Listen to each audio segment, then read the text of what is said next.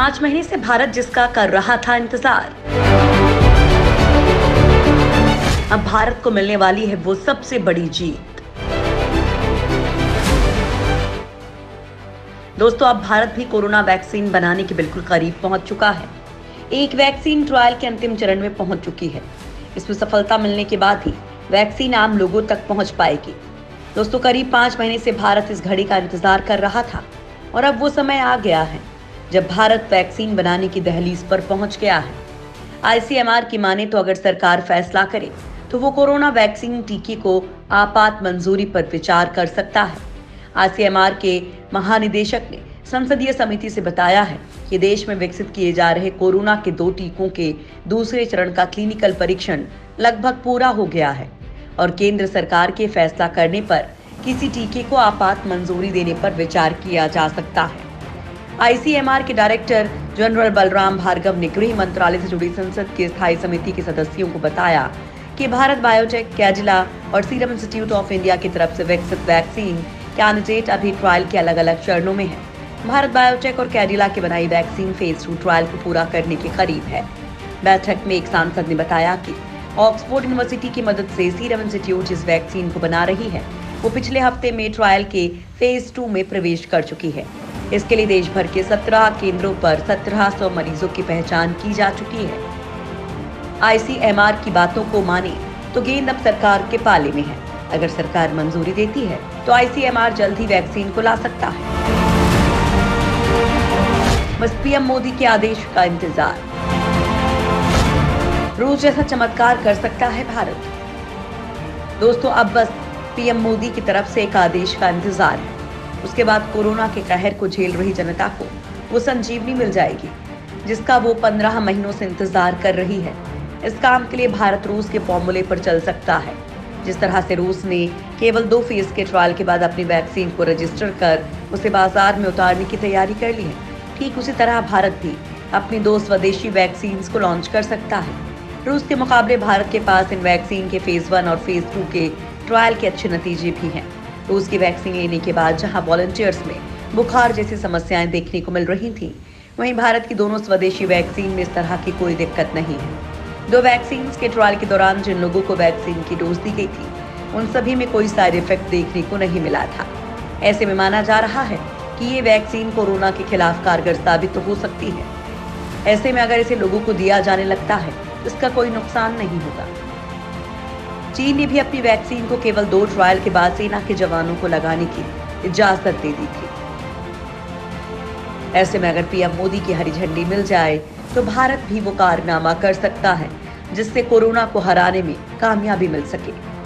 2 phase के शानदार result से झूमे वैज्ञानिक। कोवैक्सीन का तीसरे फेज का ट्रायल शुरू। भारत बायोटेक की कोवैक्सीन और जायडस कैडिला का वैक्सीन फेज 1 और फेज 2 को पूरा कर चुका है, जबकि कोवैक्सीन के फेज 3 ह्यूमन ट्रायल्स शुरू हो गए हैं। WHO के ट्रैकर के मुताबिक इस पर तेजी से काम चल रहा है। वहीं सीरम इंस्टीट्यूट ऑफ इंडिया ने भारत में ऑक्सफोर्ड एस्ट्राजेनेका के कोविशील्ड वैक्सीन के फेज 2 और फेज 3 ट्रायल्स की अनुमति ले ली है। इसके लिए अस्पतालों में वॉलंटियर्स को आगे आने की अपील की गई है।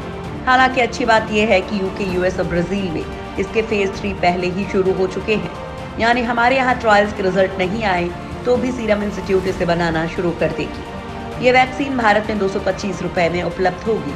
संसदीय समिति की बैठक में भी वैक्सीन को लेकर जब चर्चा हो रही थी तब भी मीटिंग में हिस्सा लेने वाले सांसदों ने जब आईसीएमआर से पूछा कि लोगों को अभी इस महामारी के साथ कितने वक्त तक रहना पड़ेगा, तब भार्गव ने जवाब दिया कि आमतौर पर फाइनल ट्रायल में 6 से 9 महीने का वक्त लगता है, लेकिन अगर सरकार फैसला करती है तो इमरजेंसी ऑथराइजेशन पर विचार किया जा सकता है।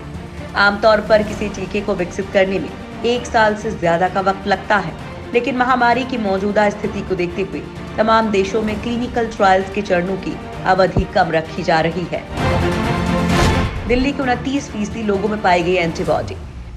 दोस्तों, कोरोना की अभी तक कारगर वैक्सीन नहीं आई है, लेकिन दिल्ली में लगभग 29% लोगों में कोरोना के खिलाफ एंटीबॉडी पाई गई है। ये जानकारी दूसरे सीरो सर्वे में सामने आई है।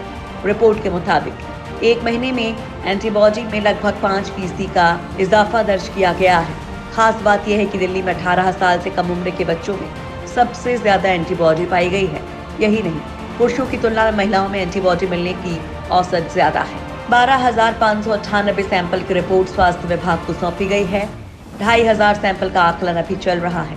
इसके अलावा कोरोना पर कई शहरों में किए गए सिविल कॉरपोरेशंस और देश के कुछ प्रमुख रिसर्च संस्थानों के सर्वेक्षणों के नतीजे नई उम्मीद जगाते हैं। इन रिपोर्ट में बताया गया है कि देश में हर 4 लोगों में से 1 में कोरोना के खिलाफ एंटीबॉडी बन चुकी है। नेशनल लेवल प्राइवेट लेबोरेटरी के कोविड-19 टेस्ट के आधार पर ये जानकारी दी गई है। कोरोना से बुरी तरह से प्रभावित पुणे के कुछ इलाकों में भी 50% से ज्यादा सीरो पॉजिटिव होने की बात सामने आई है। मुंबई के स्लम्स में भी 57% पॉजिटिविटी देखने को मिली है। दिल्ली का पहला सीरो सर्वे बताता है कि टेस्ट हुए लोगों में से 23% सीरो पॉजिटिव थे।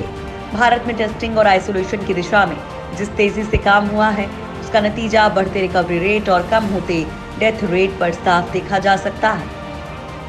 एक्टिव मामलों और रिकवर्ड मामलों के बीच का अंतर करीब 13 लाख का है। शरीर में एंटीबॉडीज मिलने का मतलब है कि उस शख्स को कोरोना से इम्यूनिटी हासिल हो चुकी है। मगर इम्यूनिटी कितने वक्त के लिए है, इस पर अभी एक्सपर्ट्स की एक राय नहीं है। जब एक सीमा से ज्यादा लोगों में एंटीबॉडीज मिलती हैं, तो इससे नोवल कोरोना वायरस के प्रति हर्ड इम्यूनिटी डेवलप हो सकती है। वैक्सीन के लिए दुनिया में जारी है रेस। पूरी दुनिया कोरोना वायरस का कहर झेल रही है, लेकिन अभी तक इसकी वैक्सीन नहीं बन पाई है। तमाम देशों में सरकारी और निजी स्तर पर कोरोना वैक्सीन बनाने की कोशिशें चल रही हैं। कुछ का शुरुआती स्तर पर ह्यूमन ट्रायल चल रहा है, तो किसी का फाइनल स्टेज में है। लेकिन अभी से अमेरिका, ब्रिटेन और जापान, फ्रांस, जर्मनी जैसे अमीर देश वैक्सीन मैन्युफैक्चरर से प्री परचेज एग्रीमेंट कर चुके हैं। जापान, अमेरिका, ब्रिटेन और EU ने सबसे पहले अपने यहाँ वैक्सीन को सुनिश्चित करने के लिए अरबों रुपए खर्च कर डाले हैं। इन देशों ने कोरोना वैक्सीन बनाने के करीब पहुंची Pfizer Inc, Johnson and Johnson और एस्ट्राजेनेका कंपनियों के साथ अरबों रुपए का करार कर लिया है। हालांकि इन कंपनियों की वैक्सीन कितनी कारगर होगी, अभी ये भी साफ नहीं है।